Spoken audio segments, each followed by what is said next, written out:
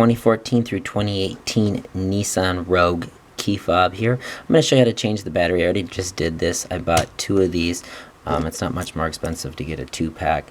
The part where the keychain is hooks up, you're just going to take a flathead screwdriver, straight screwdriver, and you'll see there's a little crack there. You're just going to poke this in there, and then you're going to twist the screwdriver all the way around, and it'll open up that wide enough, and you can just open that battery. And then when you open that, this key is going to spring open on you, and you'll just put your screwdriver in there, lift up, then you're going to make sure you take it, put the positive side down, and you're just going to slide that back in, push it in.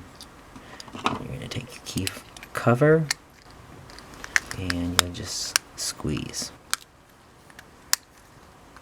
And then once it's in, your key should lock back closed, and that's how you change the battery on your 2014, 2015, 2016, 2017, and 2018 Nissan Rogue. Hopefully this helps. Hit that thumbs up, and as always, please like and subscribe, and thanks for watching.